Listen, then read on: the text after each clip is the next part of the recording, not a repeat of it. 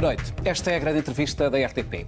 Hoje vamos olhar para além dos números. Diariamente acompanhamos a informação sobre a pandemia, assistimos aos novos casos de infecção pelo novo coronavírus e o aumento agalopante. Reparem que hoje foi o segundo dia com um contágio mais elevado. Ficamos também a saber o número de internamentos, que está a atingir um patamar preocupante, e contamos os óbitos. Só nas últimas 24 horas morreram mais 16 portugueses. Mas para quem trabalha no hospital, os números têm um rosto, têm um nome, são pessoas. E é essa experiência de enfrentar diretamente a doença que hoje vamos conhecer. Na próxima hora eu vou entrevistar o médico Nelson Pereira, diretor da Unidade Autónoma de Gestão da Urgência e Medicina Intensiva do Hospital de São João, no Porto. Dr. Nelson Pereira, muito obrigado por vir à grande entrevista à RTP. A Europa bateu na semana passada um novo recorde de casos de infecção pelo novo coronavírus. Portugal teve hoje mais 2.535 casos. Os senhores nos hospitais alguma vez imaginaram que esta segunda vaga viesse tão cedo e com tanta força? Para ser honesto, não.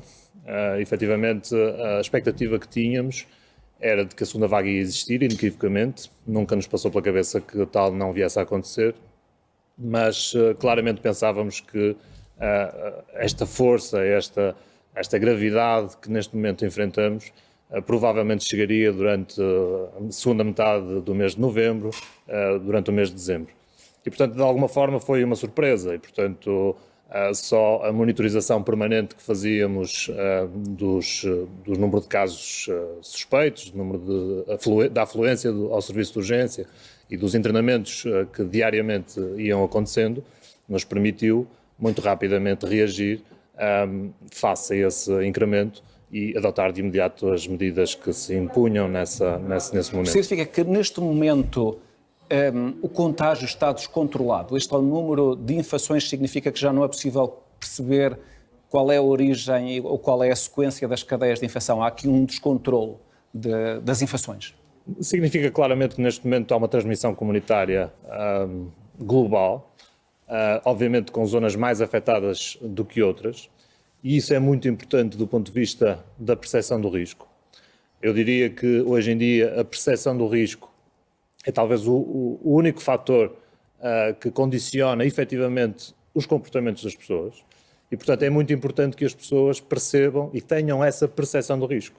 E para isso contribui, obviamente, a informação, que deve ser o mais concreta possível e que nos permite, efetivamente, modelar os nossos comportamentos. É muito importante que eu saiba se no meu concelho, na minha região, há muitos casos e há muita transmissão comunitária, ou se, por outro lado, no meu concelho praticamente não existem novos casos e, portanto, há aqui alguma segurança, ou pelo menos uma maior segurança nos meus comportamentos. E o doutor acha que as pessoas estão a seguir a informação com esse detalhe de tentar perceber o que é que se passa em cada sítio para terem comportamentos mais cautelosos do que, de facto, se a situação for melhor ou for pior, em função do quadro em que se está? Acha que esta noção? Acho que não. Acho que as pessoas têm muita dificuldade em aceder à informação e, portanto, é nossa responsabilidade preparar-lhes a informação. Isso é o que os senhores sentem nos hospitais? Porque, na verdade, nós, sobretudo nós na comunidade jornalística, achamos que, de facto, é um bom ponto o que está a sublinhar, porque nós achamos provavelmente que toda a gente tem o mesmo grau de informação que nós temos e que acompanha com o grau de detalhe, mas isso não é verdade, não é? Isso não é verdade. Devo dizer que ainda esta semana, em conversa com uma pessoa de família, essa pessoa me dizia: bom, mas eu não me sinto bombardeada com a informação. Quando estamos perante umas eleições legislativas ou presidenciais, está-me sempre a entrar pelos olhos dentro que eu tenho que votar. Como é que eu faço para ir à mesa de voto? Como é que eu sei qual é a minha mesa de voto? E agora eu não me sinto bombardeada. Há imensa informação, mas ela não está focada, ela não está dirigida. Não está dirigida, não vai ao ponto fulcral. E o ponto fulcral qual é? O ponto fulcral é dizer às pessoas qual é o comportamento que elas podem ter ou não ter. E essa mensagem tem que ser muito simples. E neste momento, aquilo que é importante que as pessoas percebam é que cada agregado familiar tem que se constituir como uma bolha de segurança. E que não há segurança para além dessa bolha. E, portanto, se eu vou trabalhar, eu contacto com pessoas que não fazem parte do meu agregado familiar. Se eu vou a um jantar de amigos, obviamente são pessoas que não fazem parte do meu agregado familiar e eu não posso estar com essas pessoas da mesma maneira que estava antes da pandemia. Portanto, se as pessoas não perceberem que se estiverem a fazer, com essas pessoas a ter determinado tipo de atividade, como seja comer, como seja cantar, como seja dançar, como seja falar, o risco é muito grande, porque de tal forma está disseminada a infecção na comunidade, que neste momento não há ninguém seguro a não ser quem está dentro desta bolha. De facto, a pergunta há bocado era se ainda há controle, se está descontrolado. Nós quase já não conseguimos identificar os surtos. Na verdade, eu diria que quase não há ninguém que não conheça alguém da família ou amigo que esteja contaminado.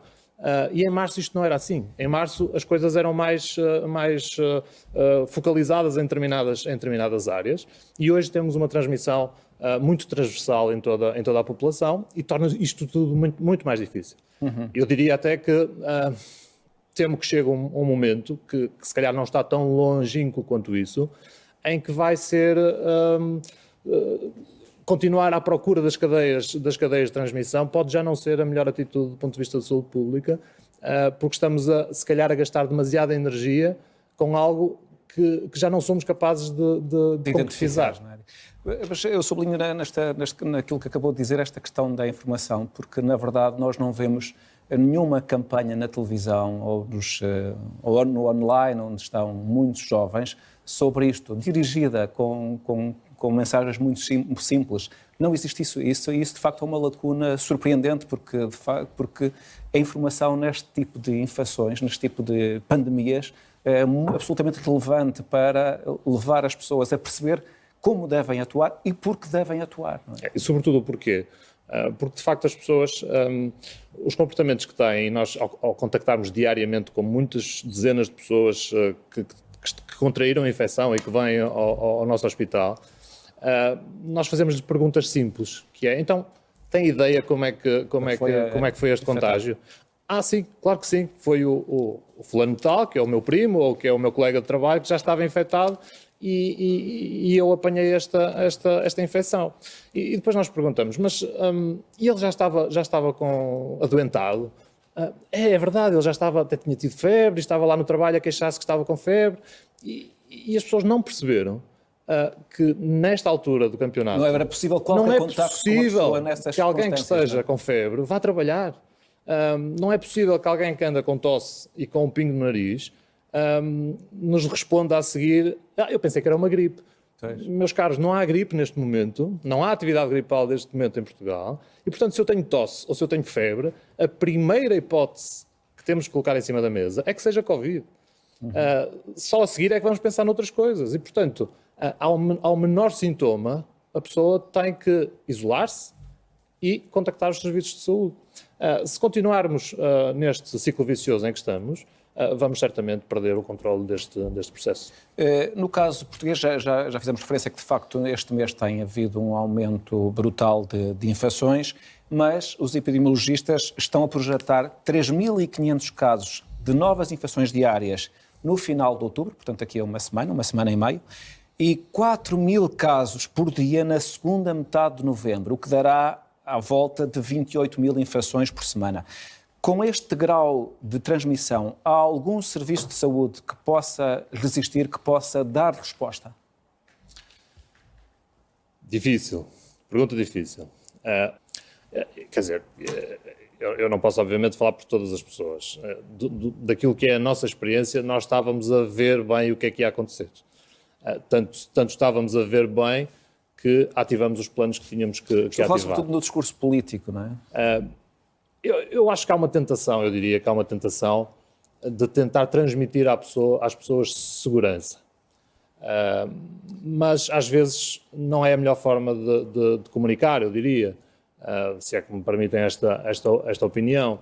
Às vezes é mais fácil transmitir uma sensação de dificuldade em que estamos. Penso que as pessoas compreendem melhor a partilha das dificuldades do que uma assunção de infalibilidade ou de autossuficiência que o tempo às vezes se encarrega de desmentir. Eu acho que a mensagem que as pessoas melhor entendem é aquela em que nós dizemos: os números estão a subir, se não mudarmos os nossos comportamentos, eles vão continuar a subir, e se continuarem a subir, isto tem impacto. Isto tem impacto nas vossas vidas. Quando falamos na situação atual, em que vemos que, de facto, os jovens, as faixas etárias jovens são aquelas que são mais afetadas, e é verdade que 95% ou 99% Curam-se em casa, não é? Curam-se em casa e não têm problemas nenhuns. Mas é muito importante dizer a essas mesmas pessoas que os comportamentos que eles têm Prejudicam todos os seus familiares, não é? hão de ter algum efeito bumerangue. Ou porque prejudicam os seus familiares e, portanto, prejudicando os seus familiares, prejudicam eles próprios, ou porque vão levar o sistema de saúde a uma tal pressão que vão colocar em risco também a eles próprios e aos seus em situações não Covid.